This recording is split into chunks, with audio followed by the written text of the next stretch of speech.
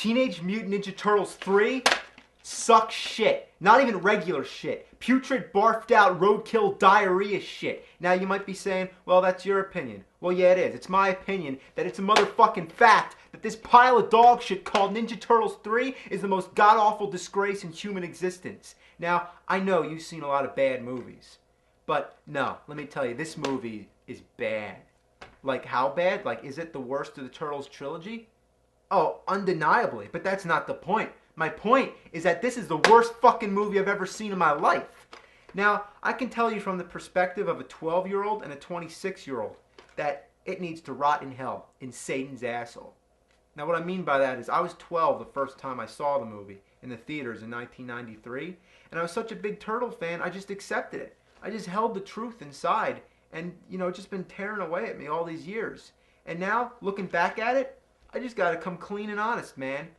I just gotta let it all out. This movie is fucking terrible! To understand how it was such a big letdown, I need to put you into the time. Think back to the late 80s, and if you weren't there, then just try to imagine. Ninja Turtles were the fucking shit. And I mean they were awesome, and every kid I knew couldn't get enough of them, even though it was everywhere. There were video games, comics, action figures, and of course the cartoon series. In 1990, all this turtle craze would soar to a higher new level. This is when we were given the first big-screen, live-action Ninja Turtle movie. The taglines would say things like, "Lean green and on the screen," and "Hey dudes, this is no cartoon." I was 10, and I can't even describe in words how psyched I was. This was like the big kid version of Ninja Turtles. It was rated PG, it was dark, a little violent, the turtles talked like adults using words like damn. Don't just ninja kick the damn rabbit! Damn! Come back here! I'm not finished with you! Damn! The battle scenes got us all pumped up, and for guys in costumes, it was a pretty great display of physical talent and fight choreography, not to mention those awesome turtle moves. I think of this movie as the end of the 80s and the beginning of the 90s. I can't think of another film at the time that had such a big impact on the youth, and it just reeked of the culture. There was skateboarding, video games, bubblegum, and kids with cigars. Well, bottom line, it was the definitive turtle movie. Never did I expect another. It ends with the classic confrontation of Splinter and Shredder, much like Obi-Wan and Darth Vader. And they find out who Shredder really is. Splinter flips him over the rail where he falls to his doom. The Foot Clan falls. Everything's resolved at the end. All the loose ends tied. There's no way there'd be a sequel, right? Well, the next year, to my surprise, there was Ninja Turtles 2, The Secret of the Ooze. The jokes were cornier. The fighting scenes were stupider. In what seems like an attempt to tone down the violence, the Turtles, they use all kinds of silly objects as weapons. And besides, they never say damn anymore. But regardless, it had all us kids going crazy. It felt like it was a necessary sequel since it advanced the story further, and it pit the Turtles up against other mutants, made by the same ooze that mutated them. So, they met their match. In the first movie, they only fought humans, but during the cartoon, they were fighting all kinds of other mutant characters. So we thought that this was going to be the live-action version of Bebop and Rocksteady, but we got instead were two new characters named Tokka and Razar. Nevertheless, all my friends at school still called them Bebop and Rocksteady, even though it's kinda obvious that Bebop and Rocksteady were a rhinoceros and a warthog, while Tokka and Razar were a snapping turtle and a wolf. Well, that's true, but the real reason a lot of us called them Bebop and Rocksteady was because we were attached to the TV series and the line of action figures, so we wanted the movies to represent those characters. So now that a Ninja Turtles sequel existed, we knew at this point that there was going to be another. This wasn't just a one-movie deal, this was going to be a series, and we would get to see live-action incarnations of many of our favorite characters yet to come. Or maybe not. We had to wait another 2 years before another Ninja Turtle movie was finally announced. So we're thinking, well, because they're taking so much longer on this one, it's going to be incredible. I remember actually having dreams about going to see Turtles 3, and then waking up and being pissed off that it wasn't real. The wait was fucking killing me. There's already a third Ninja Turtles game on Nintendo, The Manhattan Project. Would that be the subtitle of the movie too? My friends and I all debated what it would be. Would it be Ninja Turtles 3, The Advent of Krang, Ninja Turtles 3, The Revenge of Shredder, Ninja Turtles 3, Enter Dimension X, Ninja Turtles 3, Here Comes the Technodrome? Well, no, we were far off. It was like landing on the zero in roulette. everyone fucking loses. The movie had no subtitle at all. While today, whenever I bring up the film, often people insist that there was a subtitle, Turtles in Time. But to clear that up once and for all, Turtles in Time was the name of the video game, and it had nothing to do with that awful movie. Yes, in the movie they go back in time, but it's to ancient Japan, while in the game they go back to several different times, as well as the future. It was the second Turtles game in the arcade, and it was also on Super Nintendo, known as Turtles 4. But back to my question, why was there no subtitle in the movie? They subtitled the last movie. Well, I have an answer. Look under that title. You see that blank, empty space? Let that be an indication of the blank, empty imagination employed within, and the void it left in our hearts. So who's the villain in this movie? Is it going to be Krang? Since even the first movie, we've been hoping for him. Aside from Shredder, he's the main villain in the show. So will it be A, Krang, B, Baxter Stockman, C, the Rat King, D, Leatherhead, E, all the above? Well, the answer is none of the above. The answer is just a big fuck you to all the kids who are waiting so anxiously to see their favorite characters on the big screen.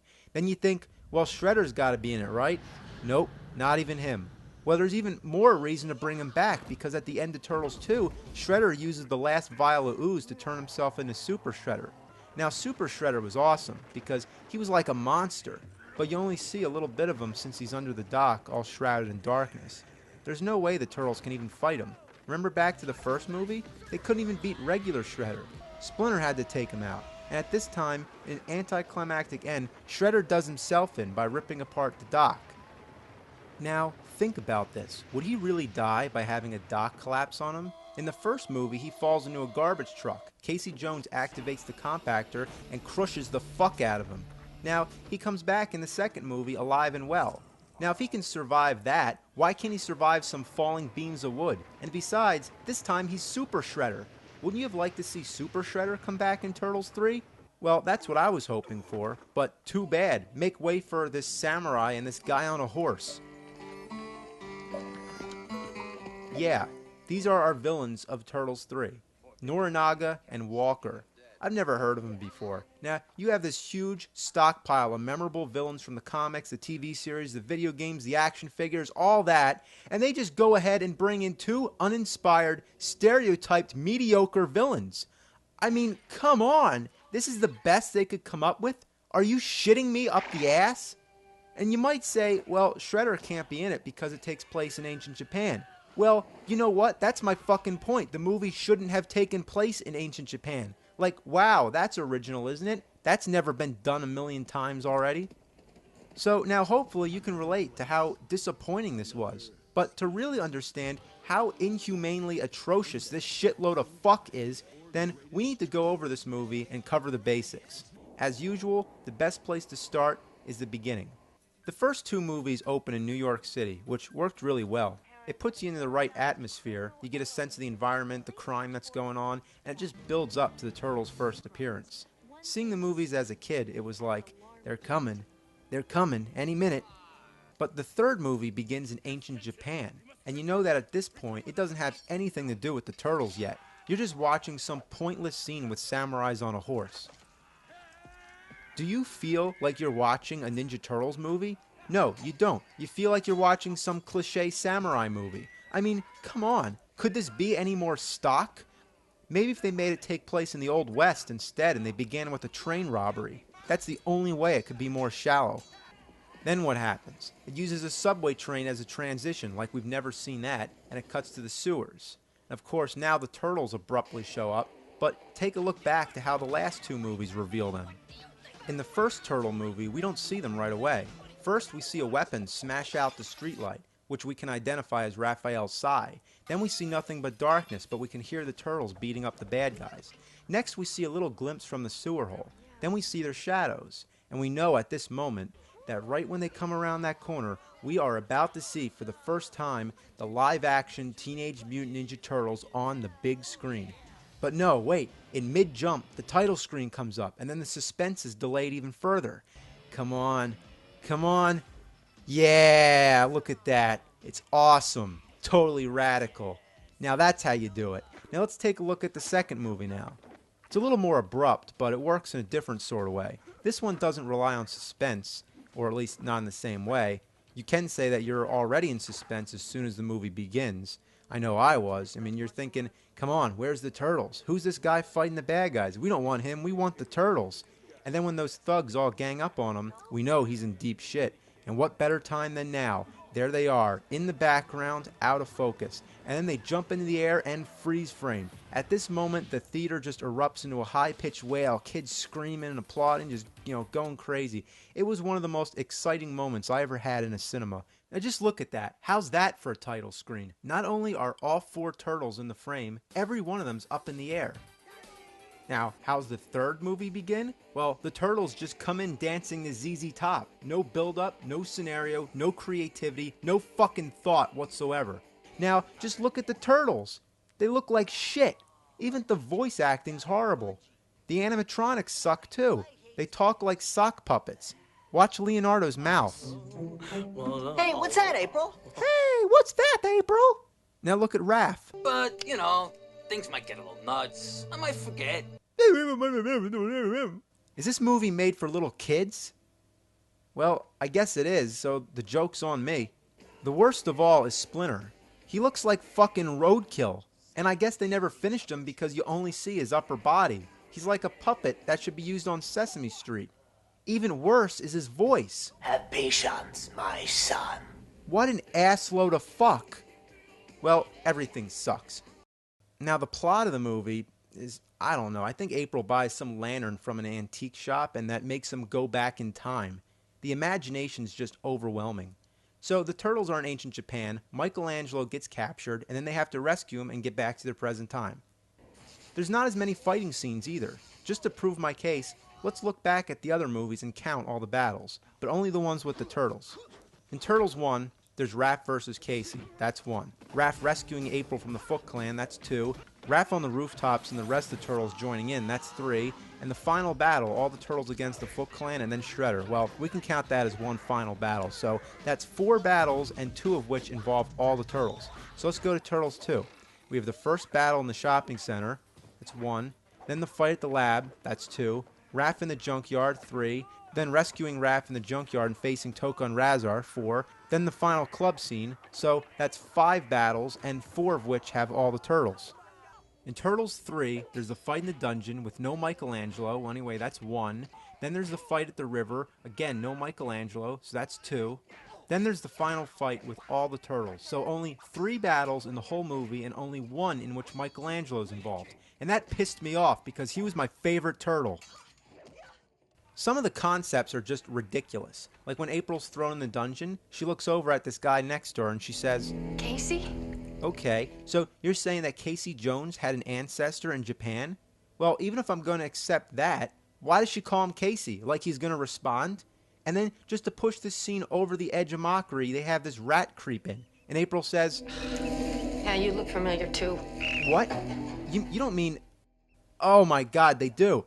I swear I didn't make this edit. The movie actually fades from the rat to Splinter, implying that that rat is Splinter's ancestor. Now, April never ceases to amaze me. Of course the fucking rat looks familiar. It's a rat. I can't tell one rat from another. And of all the rats that can be crawling around that dungeon, how does that one just happen to be it? And I gotta say, all the planets must have lined up. April meets both Casey and Splinter's ancestor in a matter of seconds. And I can accept Splinter because it's Japan and that's where he's from. But both of them? That's the biggest fucking coincidence I ever heard in my life. You know the other part I can't stand? This. That turtle duck thing is really getting old. I mean, it was cool the first time, but geez, it's enough of that shit. So is there anything I like? Well, I kind of hate to admit it, but when they're dancing the Tarzan Boy, that's the highlight of the movie. Come on! Hey! Come on, yeah! All the turtle movies are full of bad jokes and constant references to movies or TV shows, but this one just takes it another step to absurdity. The other ones were corny, but this is beyond corny. The recurring joke is Wet Willy time. It's Wet Willy time. Pretty bad, but without ranting on forever about this crap, I'm going to round up my personal top 10 worst lines from Ninja Turtles 3.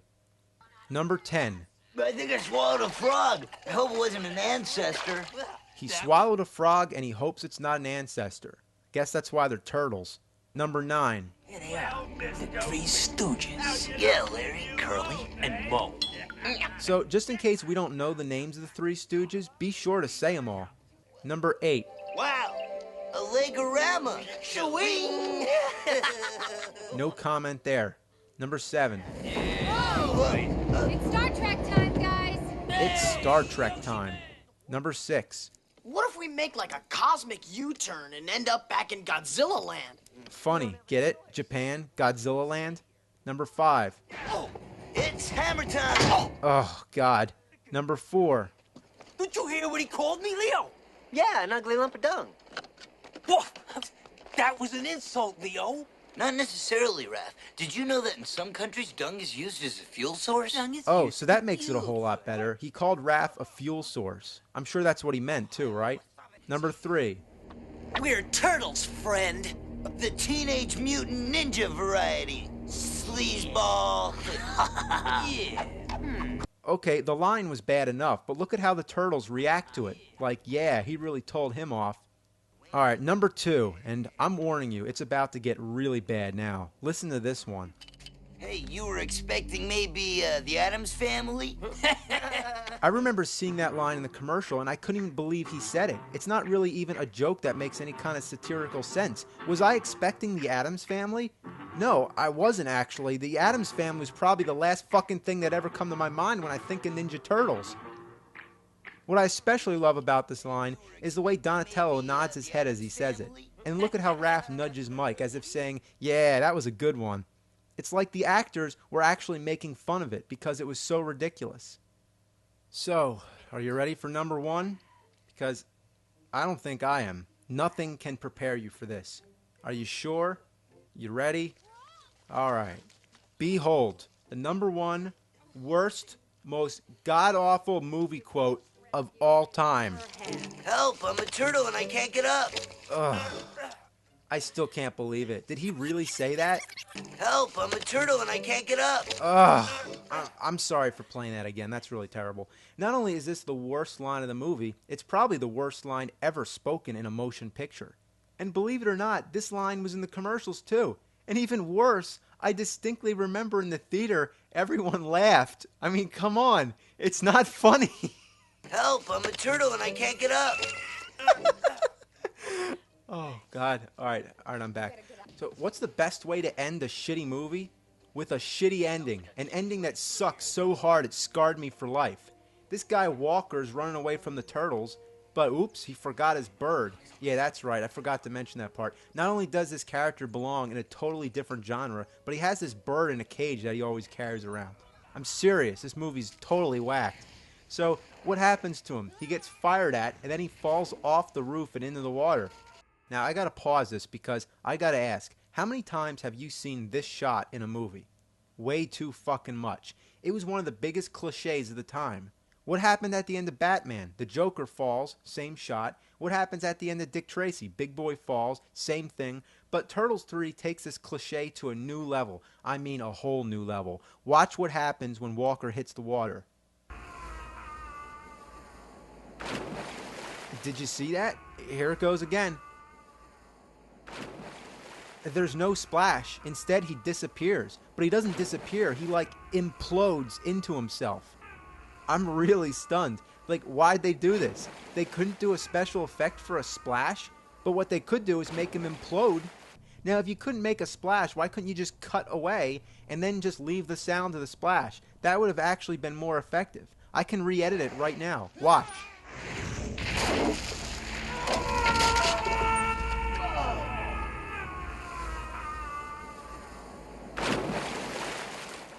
See? That's all they had to do. So why make the weird imploding effect? What were they thinking? Now to top off the whole thing and carry on in the tradition of Splinter telling a joke at the end, what do? The worst fucking joke ever to close the worst fucking movie ever. But right before we hear what Splinter says, let's go back to Turtles 1 again. The joke in the first movie is Cowabunga. Cowabunga.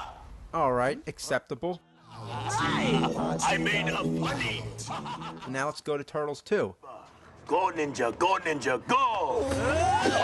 I made another funny. Can it get any worse than that?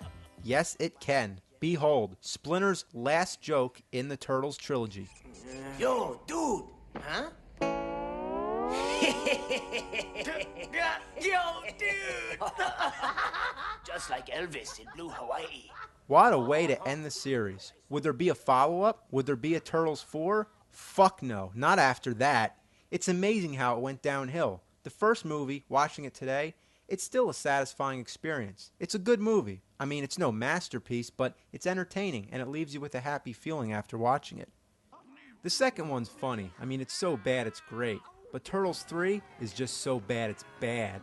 Yeah, Turtles 2 had its share of stupidity, like when they crash through a wall and they find out that Vanilla Ice happens to be performing at a club right next door to the bad guy's hideout, and he's able to just bust out a ninja rap all of a sudden.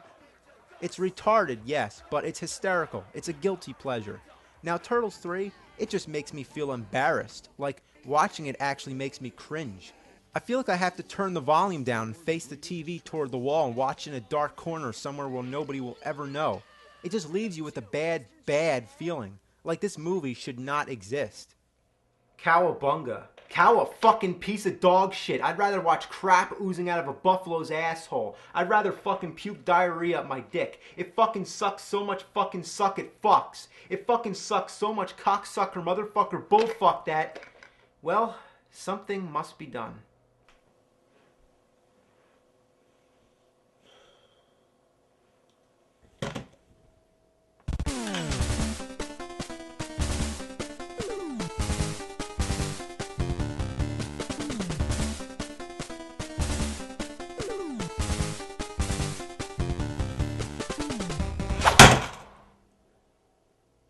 It's hammer time!